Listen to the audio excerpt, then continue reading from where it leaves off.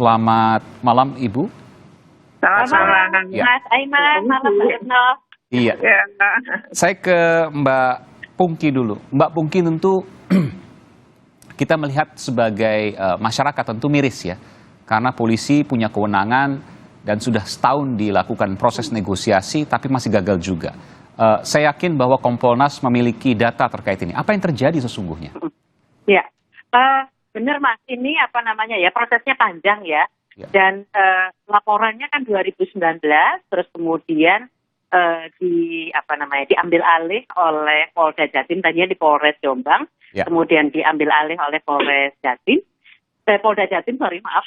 Terus kemudian kami pikir ini udah on the right track. Tapi ternyata ada bolak-balik berkas di kejaksaan. Jadi tempat lamanya juga karena itu, sampai 7 kali. Nah, oleh karena itu Kompolnas kemudian kerjasama dengan beberapa kementerian lembaga, termasuk juga ada Komnas Perempuan, kemudian ada Kementerian PPA, ada LPSK, dan ada Komjak, itu mencoba untuk melakukan upaya sehingga kasus ini bisa segera P21. Ya. Dan akhirnya alhamdulillah Januari itu dinyatakan lengkap oleh jaksa, sudah P21, tetapi yang bersangkutan ini melakukan tindakan yang nggak kooperatif. Kasusnya berarti sudah siap disidangkan ya, sudah P21? Sudah, jadi ini udah P21, tetapi mesti harus perlu ada tahap 2 ya Mas ya, artinya berkas perkaranya dan tersangkanya harus penyerahan tahap 2, kepada betul. penuntut umum. Iya, betul. Ya, jadi penyerahan tahap 2 adalah dari pihak polisian ke pihak kejaksaan untuk segera disidangkan, begitu ya? Betul, ya. Nah, tapi in between itu, si pelaku ya, tersangka ini melakukan upaya-upaya termasuk juga melakukan pra-peradilan. Ya. Pertama di Surabaya, PN Surabaya, kemudian kedua di PN Jombang. Dua-duanya ditolak. Dan dianggap kasus ini sudah sesuai gitu ya. Nah, oleh karena itu berharap yang bersangkutan menyerahkan diri, tetapi karena yang bersangkutan mangkir beberapa kali, kemudian dibuat DPO, dan terakhir ternyata ketika ada upaya untuk penangkapan, yang bersangkutan bersembunyi dan kemudian mengeluarkan narasi-narasi itu Mas. Jadi narasi-narasi misalnya menjadi korban kriminalisasi, terus kemudian korban fitnah dan sebagainya, dan menghadapkan polisi dengan massa dari pondok pesantren itu. Ini yang sangat menyulitkan. Seperti itu Mas Aiman. Ya, meskipun ketika kita bicara profesional misalnya, maka segala orang ya, barang siapa yang kemudian melakukan penghadangan atau mungkin penghalangan terhadap proses hukum, kan ada proses hukumnya sendiri, bisa terjerat proses pidana. Tentu ini bisa digunakan, meskipun juga polisi tampak betul berhati-hati sekali dalam menangani kasus ini. Iya, sudah ada Mas. Jadi kemarin kan waktu penangkapan yang gagal itu ada 5 orang yang ditangkap karena diproses karena obstruction of justice ya, dan ada yang termasuk juga yang bawa softgun itu. Nah, itu juga sekarang sedang diproses. Tetapi memang yang utama adalah bagaimana si tersangka ini bisa ditangkap, atau kalau yang bersangkutan ini punya itikat baik, menyerahkan diri secara gentle sehingga kasus ini bisa diproses di pengadilan gitu. Kalau ingin membuktikan apakah yang bersangkutan difitnah atau tidak, buktikan di pengadilan, seperti itu. Nggak usah berlindung di balik massa. Seperti itu Mas. Ya, tentu semua sepakat akan hal ini, meskipun dalam prakteknya tentu kita melihat bagaimana polisi menangani hal tersebut di lapangan. Nanti saya akan bertanya soal itu kembali ke Mbak Pungki, tapi sebelumnya saya ingin ke Mbak Retno Listiarti. Mbak Retno, tentu miris kita melihat apa yang ada di benak Mbak Retno terkait hal ini. Iya, pertama kan saya ngebayanginnya korban ya. Pasti anak korban merasa kecewa, terus semakin tertekan. Karena menurut pengakuan keluarga korban, memang ini sempat didatangi juga oleh orang kirimannya pelaku gitu. Jadi memang keluarga korban sendiri kan merasa terintimidasi. Nah, ini juga yang ketika gagal itu juga punya ketakutan-ketakutan karena polisi dengan jumlah besar pun tidak mampu ya. Tapi memang seperti tadi penjelasan Mbak Pungki, itu memang sesuatu yang menurut kami juga ya, tentu sulit juga sih ketika berhadapan-hadapan dengan massa. Pasti saat itu kepolisian akan lebih memilih gitu ya kondisinya adalah untuk menghindari gitu ada bentrokan dan ada korban lain gitu, sehingga kami bisa memahami situasi saat itu. Tetapi ya ini berarti kalau seperti belut ya, licin betul kayak belut seperti ini ya, harus ada cara-cara lain gitu. Jadi kalau DPO sudah diumumkan juga ke publik, maka perlu ya bahwa saat penangkapan ini perlu cara lain. Dan kalau dia memang udah keluar dari pondok pesantren itu, berarti sebenarnya pengerahan massa sudah nggak bisa dilakukan. Dan yang bersangkutan seharusnya ini ketika penangkapan di luar kan bisa jauh juga lebih mudah tanpa ada bentrokan dalam jumlah banyak orang. Jadi ini seolah-olah saya harus menggunakan bahasa ini, tameng massa dari warga di pondok pesantren sana yang kemudian membuat polisi urung untuk melakukan penangkapan. Dan ini sekali lagi miris sekali. Iya, dan ini ke korban sudah pasti. Korban semakin ketakutan. Itu sudah bisa dipastikan itu setelah kegagalan ini.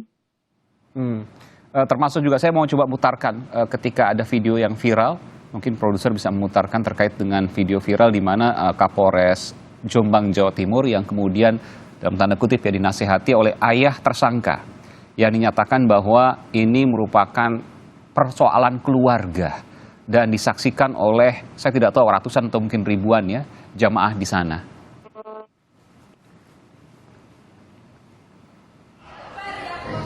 Oke, iya, ya seperti itu. Audionya mungkin bermasalah. Mbak Pungki, tentu ini niat baik dari Kapolres Jombang Jawa Timur untuk kemudian melakukan proses bagian dari negosiasi. Meskipun dengan segala kewenangannya, polisi memiliki perangkat untuk melakukan tindakan paksa dan itu belum digunakan oleh pihak kepolisian. Saya tidak tahu apakah akan digunakan atau tidak. Bagaimana Kompolnas melihat ini, Mbak Pungki? Iya, kalau kami melihat kepolisian sudah menggunakan segala macam upaya ya Mas ya, mulai dari yang persuasif, terus kemudian upaya-upaya untuk melakukan negosiasi seperti itu juga sudah dilakukan. Nah, kami melihat sebetulnya justru Mbak Pungki, pihak ada audio feedback. Halo. Mungkin volumenya dikecilkan? Ya, maaf.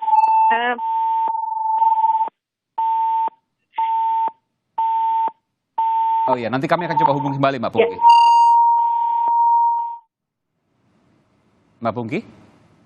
Halo. Ya, silakan, sudah bisa. Sekarang sudah bersih.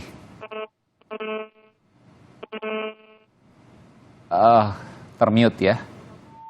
Oke, baik. Nanti kita akan coba, saya akan perbaiki, saya minta tim untuk memperbaiki audio ke Mbak Pungki.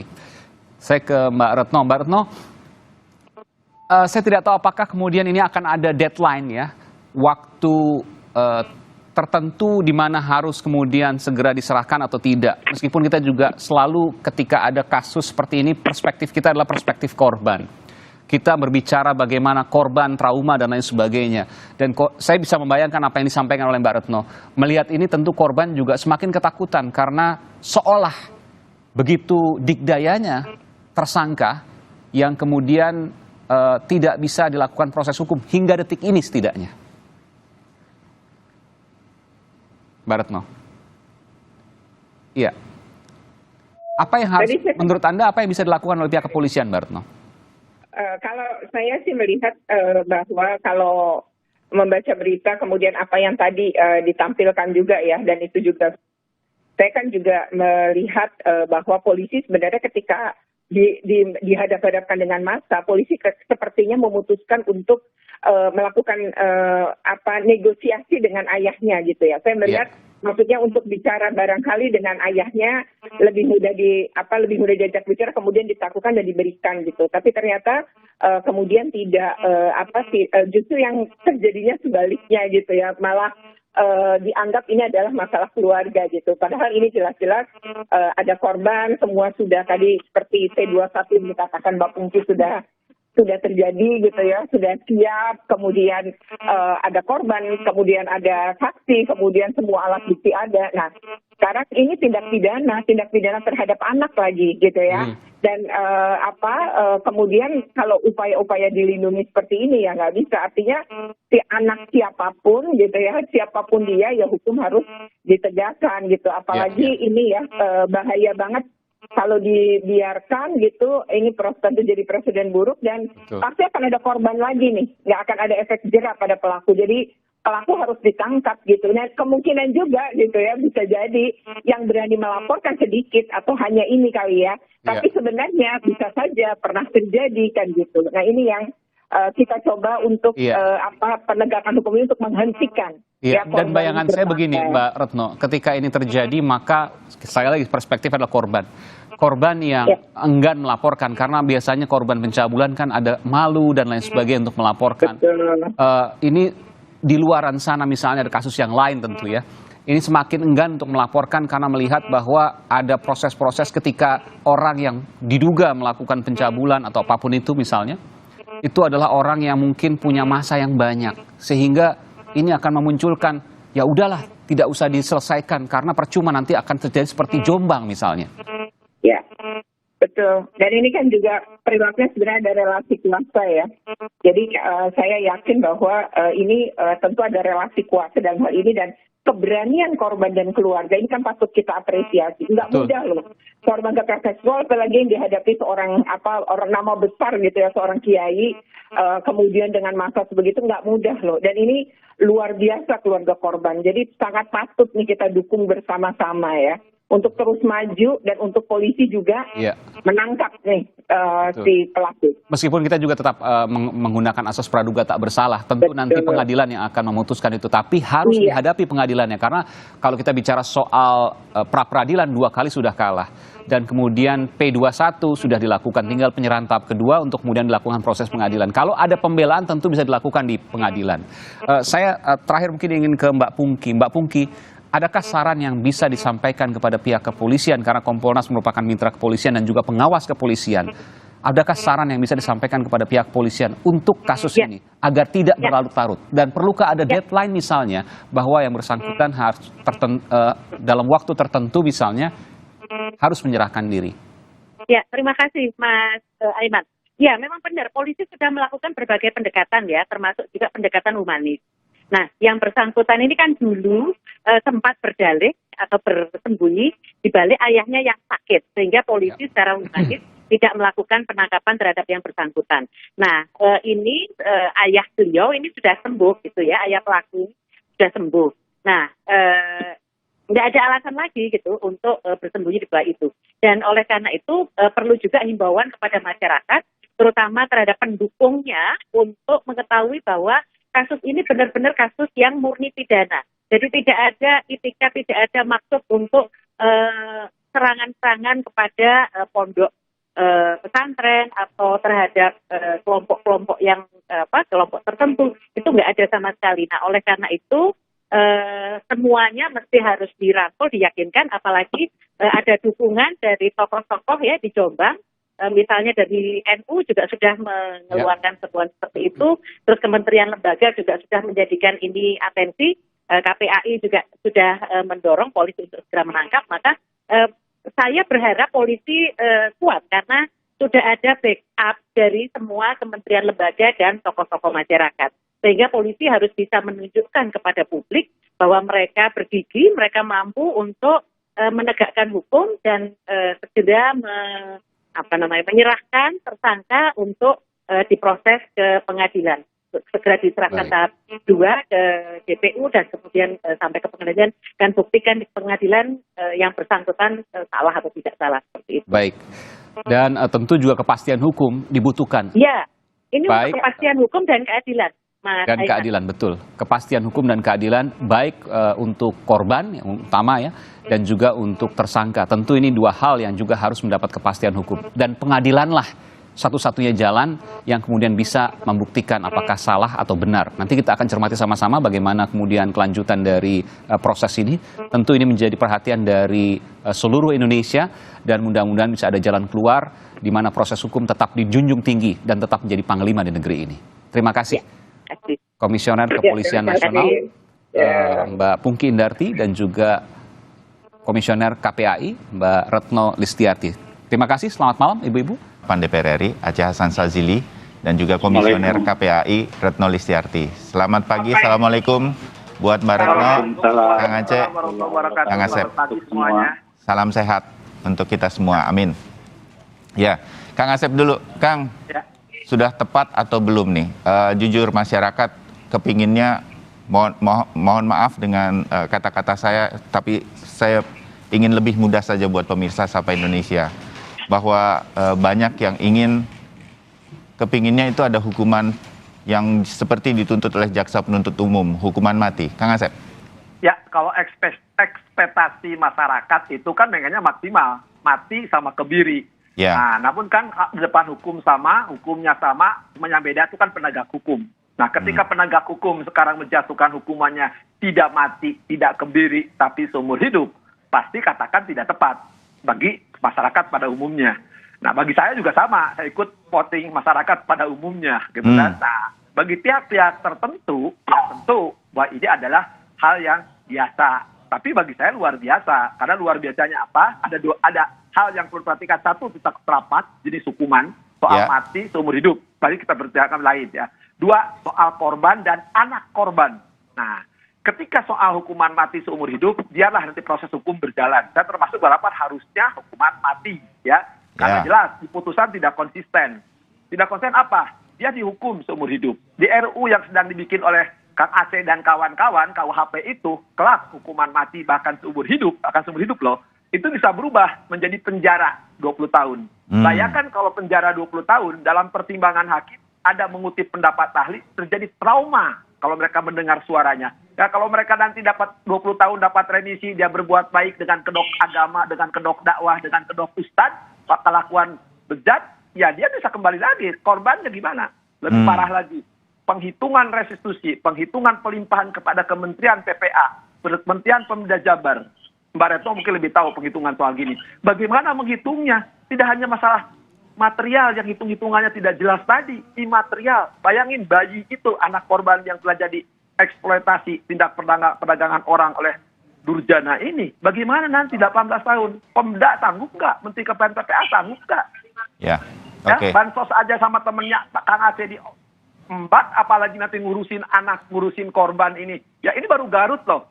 Pasti Mbak Retno lebih banyak datanya. Data wilayah-wilayah lain, tempat pendidikan lain, tempat pesantren lain, ya apapun lembaganya itu, kan kejadian bagaimana pemerkosaan Durjana terhadap anak di bawah lindungannya ini kan tidak satu. Setidaknya di wilayah dapilnya Kang Aceh ini kan ada Banjaran, ada Tasik, Subang terjadi. Itu baru wilayah Jabar loh, belum wilayah-wilayah lainnya yang jumlahnya saya yakin itu. Artinya Kang Asep, ya maaf sedikit saya potong. Kang Asep, artinya Kang Asep berharap majelis hakim lebih berani menerapkan vonis dalam kasus ini. Emang ini permasalahan dari awal, dari mulai penyidikan, penuntutan, sampai di putusan. Jadi di penyidikan di awal ini kan senyap, olah-olah nggak tahu. Tiba-tiba ketika mulai di persidangan terungkapkan oleh media, oleh semua. Karena seolah ada yang ditutupi oleh di wilayah Jawa Barat ini kan. Ada apa sebenarnya? Karena menutupi keyakinan tertentu, menutupi kelompok tertentu sehingga tidak terbuka. Baru terbuka kan di pengadilan. Kedua jadi masalah. Jaksanya jadi masalah ketika mendakwa tidak menggunakan pasal 81 ayat 5. Hakimnya bingung. Ketika di awal-awal ini sebenarnya tuntutan masyarakat kan awal-awal 20 tahun. Tiba-tiba terbongkar kan. Aib ini tidak hanya 6 orang. Terbukti 13. Padahal mungkin lebih dari 20. Belum ada korban-korban lain. Ada pidana-pidana lain. Ketika desakan semua komponen bangsa-bangsa ini mendesak bahwa ini harus dilakukan maksimal. Nah hakim bingung lihat dakwaan. Akhirnya bermainlah di situ. Akhirnya cari selamat. Sudahlah, kalau mati enggak, kebiri enggak, seumur hidup. Cuman ketika menjatuhkan seumur hidup kan bukan permasalahan tadi. Karena ini memang bermasalah. Maka saya bilang harus ada keberanian nanti dari penegak hukum, melakukan upaya hukum, biar jadi jurisprudensi. Jadi enggak banding, kasasi harus. Kalau tidak, berhenti di PN Bandung saja, ini akan jadi masalah. Ya nanti mungkin Mbak Retno yang lebih tahu ya. Bagaimana nanti, bagaimana korban dan anak korban, pengawasannya, regulasinya, implementasinya, mekanismenya. Ya, jangan hakim membebankan, ini kan yang mengadili terdakwa. Seolah ada beban kepada pihak lain. Nah sekarang sanksinya apa kalau pihak lain tidak menjalankan putusan? Nah apakah nanti bisa kena sanksi nih, Pemda, Kementerian PPA? Saya yakin akan bukan masalah. Kalau terdakwa gampang lah, kalau nggak mati ya seumur hidup. Tapi tidak menyelesaikan masalah di situ. Harusnya hakim kan, putusan itu, perkara, diselesaikan, untuk menyelesaikan masalah. jangan menimbulkan masalah. Kalau putusan dari Prapmat dari jenis hukuman jadi masalah, kontroversial. Ini Bandung ini kontroversial ya. Saya pernah bertugas tahun 85 di situ. Tidak pernah ada berani hukuman mati, tidak pernah berani, selalu jadi masalah di PN Bandung ini, alma mater saya ini ya. Dan selalu. Nah, tapi memang ada kesalahan. Memang saya bisa memahami lah. Karena hakimnya bukan penganut hukuman mati, Kang Aceh. Jadi salah majelis juga. Untung ini tidak menimbulkan persengketaan sara di awal ini kan, yang mengadili santet, yang mengadili beda keyakinan tuh ya. Yeah. Tapi kita pahami lah itu, kita hormati.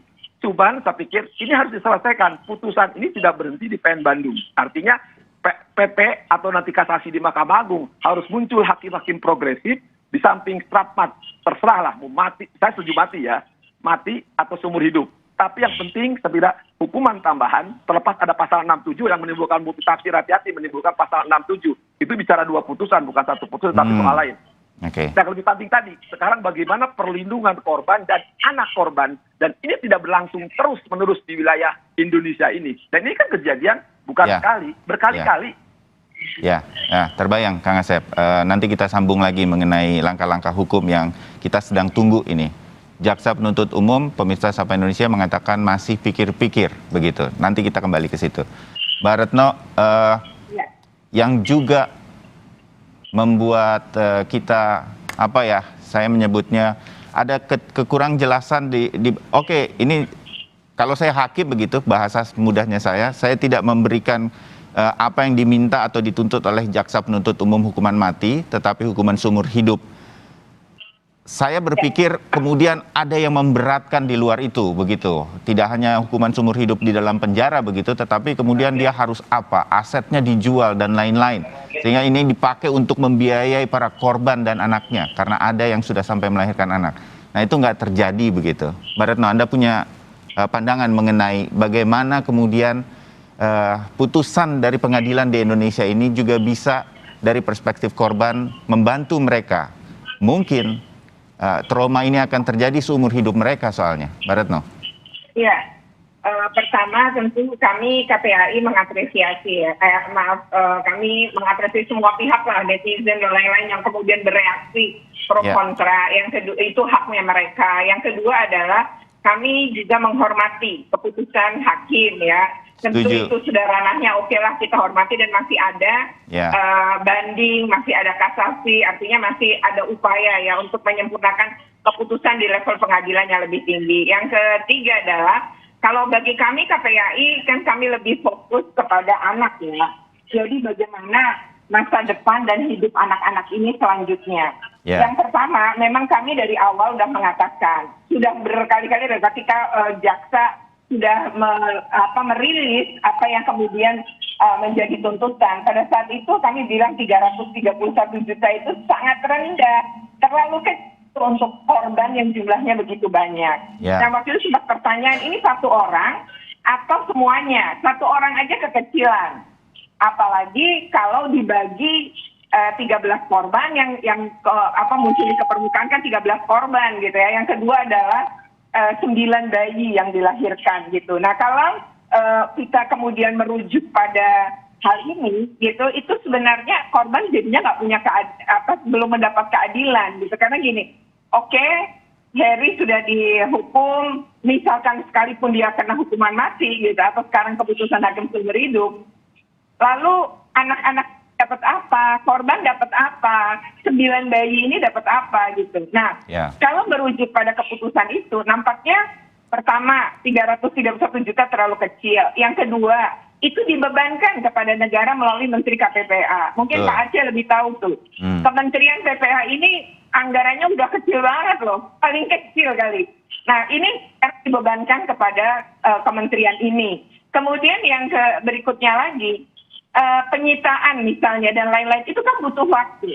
Lalu bagaimana hidup anak-anak ini? Bagaimana kejelasannya? Sebenarnya APBN, misalnya saya setuju ada sesuatu yang jelas harusnya.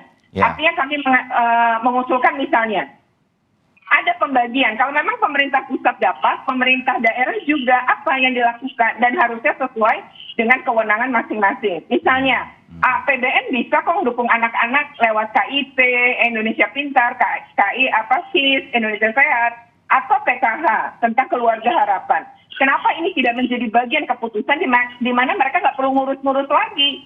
Jadi nggak usah memperjuangkan lagi, tapi sudah langsung dapat gitu, sesuai dengan menjalankan keputusan pengadilan misalnya. Lalu yang kedua, bagaimana kemudian pemerintah daerah terkait rehabilitasi? Ini rehabilitasinya macam-macam.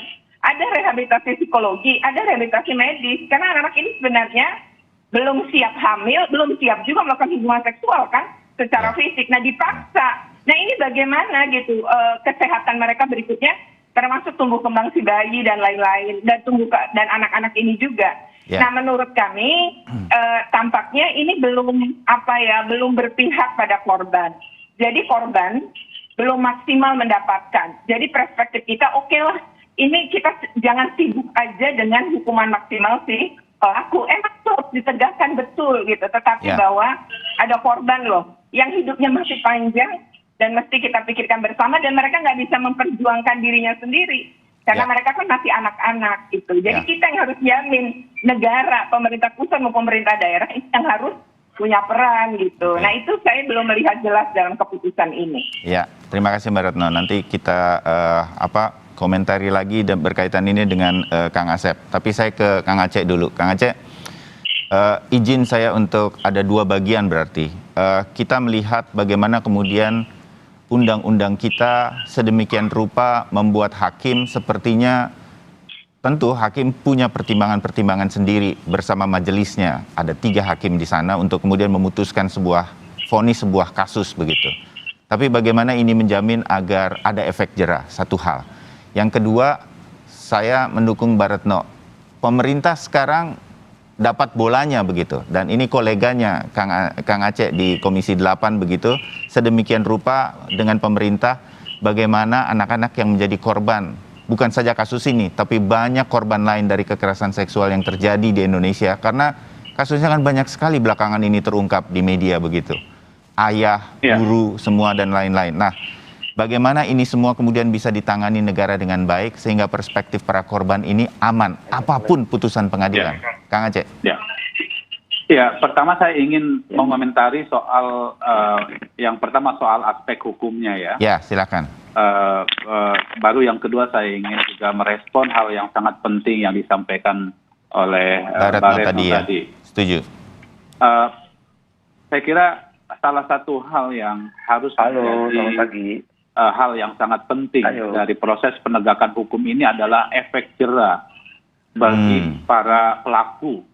Kasus seperti ini kan sesungguhnya bukan hanya ini saja, saya yakin ya. Setuju. Apalagi apa yang dilakukan oleh si yang biadab ini, Heri Wirawan. Ini sudah sangat Heri Wirawan ini sudah sangat keterlaluan. Bukan saja melakukan tindakan kekerasan seksual, tetapi juga melakukan tindakan biadab, menjajakan anak untuk kepentingan ekonomi, memperkosa orang, dan tentu ya ini kejahatan yang dalam bahasa yang sangat sangat biadab. Ini kejahatan yang murokab gitu ya. Kejahatan yang berlapis-lapis. Karena itu ketika persoalan seperti ini muncul, harusnya memang ekspektasi wajar jika muncul ada ekspektasi publik bahwa orang ini harus dihukum mati, bahwa orang ini harus dikebiri dan lain sebagainya. Sehingga bagi siapapun masyarakat atau siapapun orang yang mencoba untuk melakukan kekerasan seksual, termasuk kejahatan-kejahatan yang berlapis seperti ini, tentu orang akan memikirkan panjang-panjang gitu ya, sehingga mereka tidak mau melakukan tindakan itu. Jadi oleh karena itu saya setuju bahwa ada ruang yang terbuka, yaitu proses hukum selanjutnya, kalau bisa dilakukan banding dari jaksa. Banding supaya kemudian hakim yang lain bisa memberikan pertimbangan-pertimbangan hukum. Jadi prinsipnya saya kira kasus yang dilakukan oleh terdakwa ini, saya kira harus betul-betul mempertimbangkan aspek keadilan hukum terhadap siapapun pelakunya, sehingga menimbulkan efek jerah di masyarakat. Yang kedua, saya setuju bahwa memang yang dipikirkan bukan hanya aspek hukumnya, tetapi aspek dari rehabilitasi terhadap korban. Bisa dibayangkan ya ke-13 orang anak yang mengalami kekerasan seksual tersebut, mereka hidupnya akan selalu traumatik. Belum lagi kita bicara soal anaknya yang dilahirkan akibat dari kekerasan seksual tersebut. Karena itu saya kira negara memang wajib hadir untuk memastikan jaminan kelangsungan hidup mereka secara normal, bukan saja dari aspek kebutuhan dasarnya, tetapi juga dari aspek pendidikannya. Ini dilakukan oleh seorang yang berkedok ustadz, ya, menggunakan institusi yang sangat dihargai, dan saya kira ini adalah kasus yang saya yakin 100%, bahkan 1000% tidak terjadi di semua pesantren. Dan ini dilakukan oleh oknum yang memang harus diberikan hukuman yang seberat-beratnya, dan kita tidak boleh mengeneralisir terhadap lembaga-lembaga pesantren seperti ini. Setuju. Karena itu maka memang harus ditujukan. Saya nanti akan menyampaikan baik kepada Kementerian Sosial yang selama ini menyediakan program Keluarga Harapan gitu ya, ataupun kepada, kalau ini di pesantren tentu mereka harus mendapatkan anak-anaknya tersebut yang telah diperkosa, ya, itu untuk mendapatkan pendidikan yang layak, ya, di bawah Kementerian Agama, dan mendapatkan entah itu KIP, Kartu Indonesia Pintar, dan mendapatkan perhatian serius dari negara. Karena mereka memang korban, dan korban itu wajib untuk rehabilitasi gitu ya. Nah, semangat yang ingin dibangun dari undang-undang yang sedang kami susun adalah juga bukan hanya aspek penegakan hukumnya, tetapi juga aspek rehabilitasi terhadap korban kejahatan ini. Nah, negara wajib hadir untuk memastikan itu. Jadi bukan hanya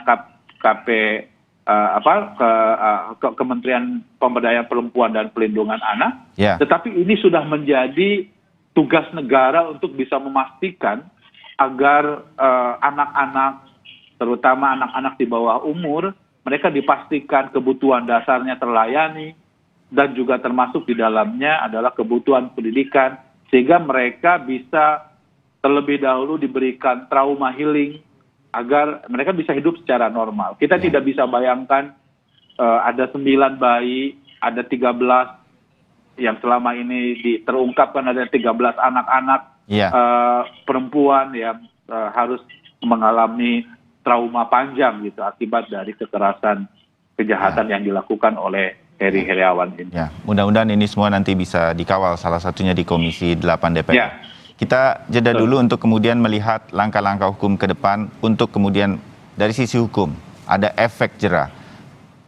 Mohon maaf dengan kegergetan saya begitu, bahwa tampaknya yang kemarin hukumannya rasa-rasanya tidak akan membuat orang jera. Tapi nanti ada Kang Asep untuk menanggapi, dan juga Mbak Retno dan Kang Aceh untuk kemudian melihat bagaimana agar kasus seperti ini, saya nggak bisa bilang lah ini kemudian berhenti di mana-mana, tetapi nggak boleh juga terlalu banyak kasus seperti ini karena menghancurkan masa depan seorang anak Indonesia.